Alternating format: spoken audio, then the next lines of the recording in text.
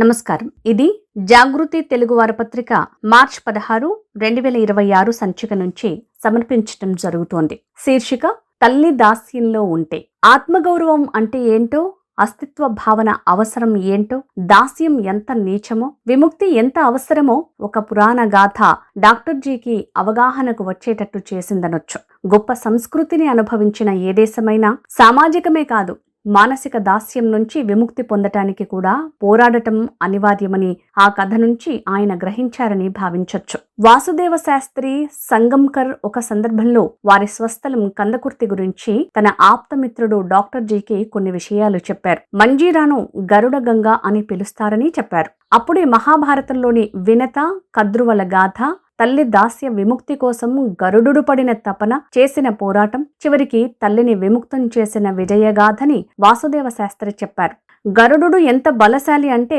ఒక్కసారి రెక్కలు ఆడిస్తే పర్వతాలు ఎగిరిపడతాయని పురాణాలు చెప్తాయి. గరత్మంతుడి గాథ ఒక ప్రభంజనం మాదిరిగానే డాక్టర్ జీ గుండెను తాకింది. ఆ పర్వతాల మాదిరిగానే కదిలిపోయింది. వినత, కద్రువ దక్షుని కుమార్తెలు. వీరిని కశ్యప ప్రజాపతికి ఇచ్చి పెళ్లి చేశారు. అక్క చెల్లెలి అయినా ఇద్దరి మధ్య మాతృత్వం, అసూయ, ద్వేషాలుండేవి. ఇంకొందరు భార్యలున్నా ఈ ఇద్దరు అంటే కశ్యపునికి అనురాగం. అందుకే వరాలు కోరుకోమన్నాడు. చిన్నదైన కద్రువ మొదట కోరుకుంది. మహాశక్తిమంతులైన 9 సంతానం కావాలంది. తనకు 2 చాలు, కానీ వాళ్ళు కద్రువ సంతానానికి ప్రాణాంతకంగా ఉండాలి అని కోరింది వినత. కద్రువకు 100 నాగులు పుట్టాయి. వీరే కాద్రవేయులు అంటే నాగజాతి. వినత గర్భం దాల్చిన ప్రసవం కాలేదు. కద్రువ మీద అసూయతో విచక్షణను మరిచి తన కడుపు మీద తనే బాదుకుంది వినత.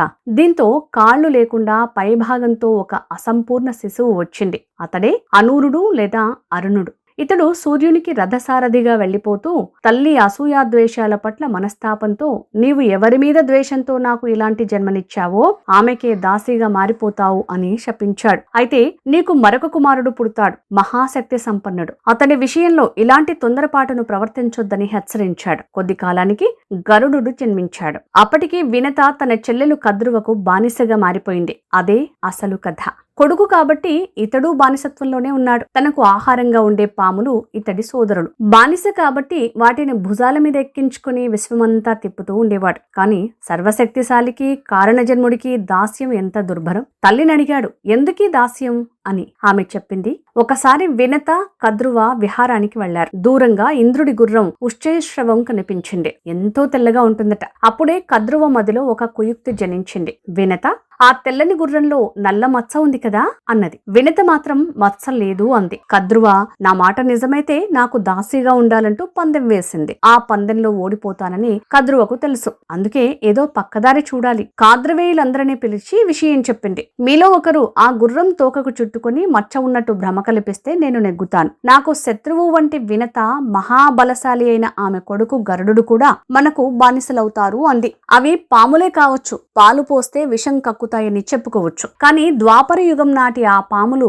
తల్లి అయినా కద్రువ కుయుక్తిని సమర్థించలేదు. ఆ పనికి ఒక్కటి కూడా అంగీకరించలేదు. మరింత అక్కసుతో కద్రువ పుత్రులను శపించింది. జనమేజయుడు జరిపే సర్పయాగంలో మీరంతా కాలిపోతారు అని. కానీ కర్కోటకుడు అనేవాడు మాత్రం తల్లి మాటకు సరే అన్నాడు. వినత ఓడిపోయి దాసి అయిపోయింది. ఆమెతో పాటు గరుడు కూడా. ఈ దాస్యం ఇలా కొనసాగటానికి వీల్లేదు. తల్లికిన్ మనఃప్రీతి యునర్చుచున్న గసద భీమ జపంబునరబి వీధికిన్ అని నిశ్చయించుకున్నాడు గరత్మంతుడు. పిన్ని దగ్గరకు వెళ్లి దాస్య విముక్తికి ఏం చేయాలో చెప్పమని అడిగాడు. క్షీరసాగర మదనం జరిగి అమృతం అవతరించింది. తన సంతానం చిరంజీవులుగా ఉండిపోవటానికి ఆ అమృతం తెచ్చిపెట్టు అంది. సరే అన్నాడు ఆయన. అన్నాడే కాని నాగులు చిరంజీవులైతే ఎంత ప్రమాదం అన్న శంక కలిగింది. తప్పదు, పినతల్లి వల్లే కుయుక్తిని ఆశ్రయించాలి అనుకున్నాడు. దేవలోకం వెళ్లి ఇంద్రాది దేవతలతో యుద్ధం చేసి అమృత భాండం తెచ్చాడు. పాములన్నీ అమృతం కోసం వచ్చేశాయి. ఇది క్షీరసాగర మథనం నుంచి వచ్చింది. పవిత్ర స్నానాలు చేసండి, ఇక్కడే పెడుతున్నాను అంటూ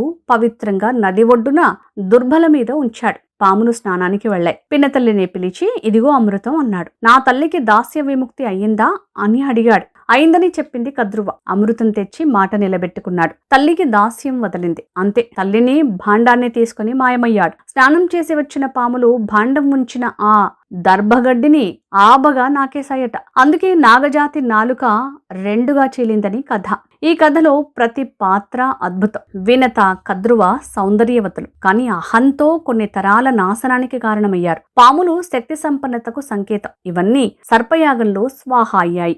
గరుడు మహాబలశాలి, అయినా దాస్యంలో బంధి. బానిసత్వంలో ఉన్నామన్న సంగతిని గుర్తించటం, దాని నుంచి విముక్తం కావాలన్న ఆకాంక్షతో ఉండటం ఈ పాత్ర గొప్పతనం. మహాసంకల్పంతో, యుక్తితో దాస్యం మీద తిరుగుబాటు చేశాడు. భారతీయ పురాణంలోని ఈ కథనం, పాత్రలు భారత చరిత్ర ప్రతి మలుపును గుర్తుకు తెస్తాయి. అందుకే మంజీరా ఒడ్డుకు చెందిన కుటుంబంలో పుట్టినవానిగా నేను కూడా గరత్మంతుడు తల్లిని దాస్య విముక్తి చేసిన విధంగానే మాతృభూమికి దాస్య విముక్తి కల్పిస్తాను, నేను అందుకే పుట్టాను అని ఆ క్షణంలోనే శపథం చేశారట డాక్టర్ జి.